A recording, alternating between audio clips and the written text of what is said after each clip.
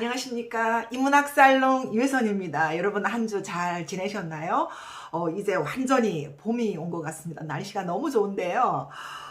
저는 그래서 요즘 자주 이렇게 주변 공원을 산책을 하면서 음악도 듣고 또 여러 가지 생각을 합니다. 산책을 하면 많은 생각들이 이렇게 정리가 되잖아요. 그죠?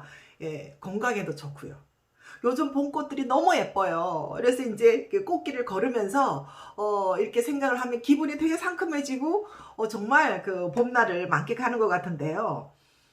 저는 그래서 요즘 산책하면서 여러 가지 음악을 이렇게 번갈아 가면서 듣습니다.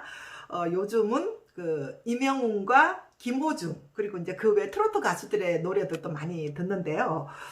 임영웅과 김호중의 노래를 이렇게 비교해서 듣다 보면 저는 마치 고흐와 고갱의 그림들을 이렇게 한 편씩 이렇게 번갈아 가면서 보는 느낌이 듭니다.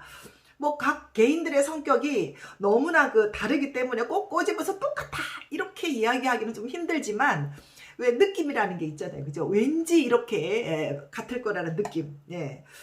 임영웅의 어느 부부의 그 이야기라든지 보랏빛 향기, 뭐 바램 이런 잔잔한 노래를 듣고 있으면은요 달콤하고 그 감미로운 메시말로 같은 그런 느낌.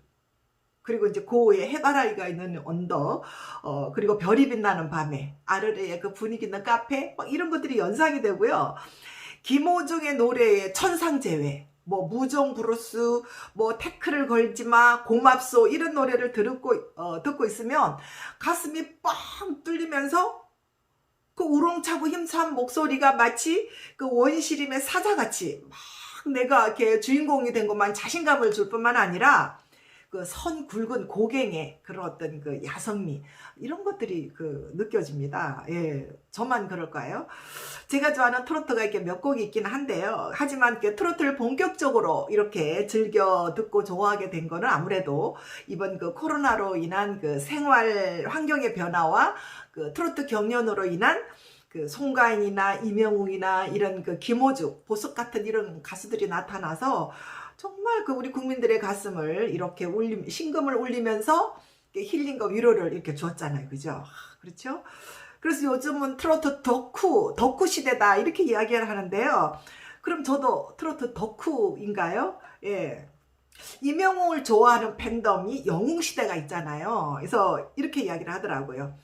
그 고급스러운 보이스와 풍부한 감성, 건실한 태도, 선한 인상, 아주 아들 같은 훈훈함, 뭐 이런 것들이 너무 좋고요.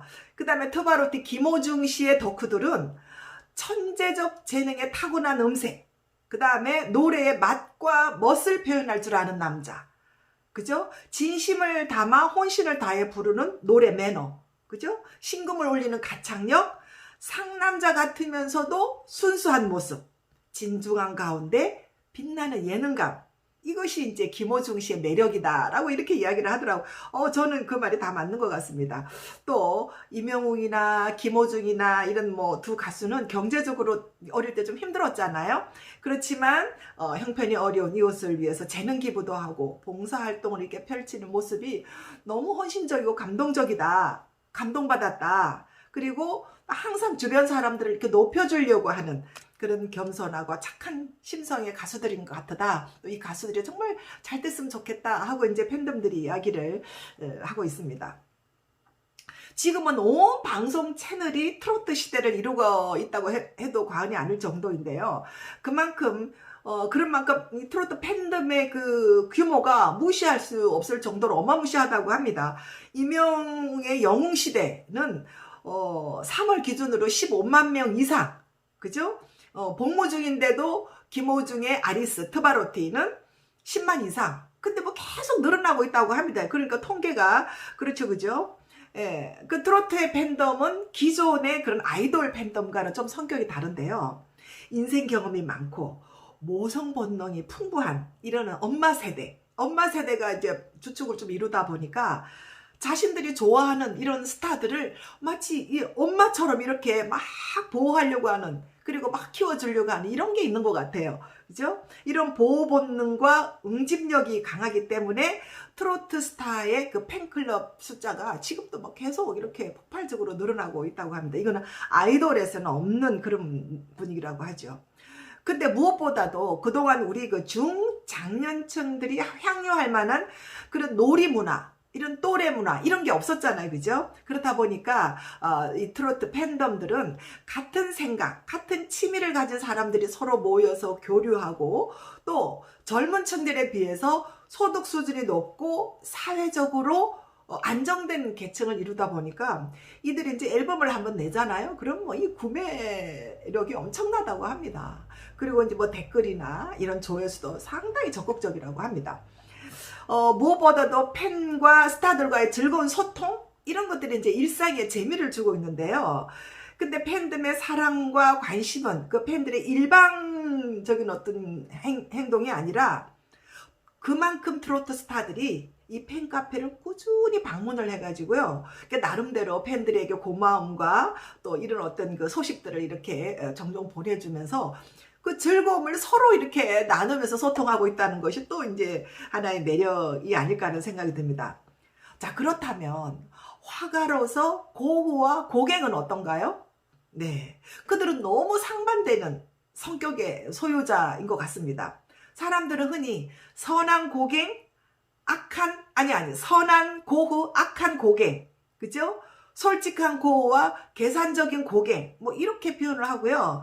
그래서 고흐는 상당히 긍정적인 이미지로, 고갱은 약간 그 부정적이고 이렇게 뭐 거친 이미지로 이렇게 인식을 하는데요.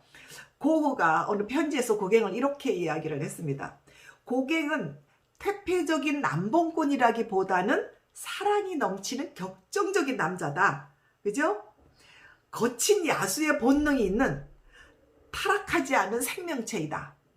고상한 야만인이다 라고 이렇게 표현을 했는데 너무 멋진 표현인 것 같아요. 또 고흐가 고갱을 좋아했잖아요. 그죠? 예, 좋아했습니다. 참 긍정적으로 이렇게 서로 이렇게 좋은 메시지를 보내는 것 같아요. 그렇다면 정말 고흐는 착하고 고갱은 정말 나쁜 남자였을까요? 예술가들은 그렇게 평가하면 안 되지, 그죠?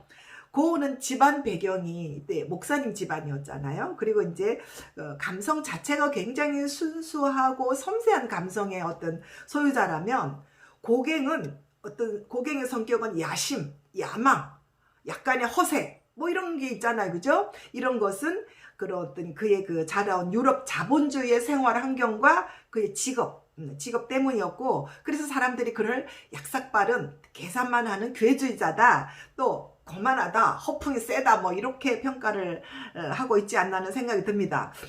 그렇지만 그들의 성격만큼 그들의 작품 세계는요, 고흐는 약간 인간 내면의 고뇌와 순수한 감성을 표현하고 있다면 고갱은 원색의 아름다움과 강렬한 색채 이런 걸로 인해서 그들의 어떤 예술적인 어떤 것을 잘 보여주고 있지 않나, 뭐 이것이 이제 예술가 아닌가 하는 생각이 듭니다.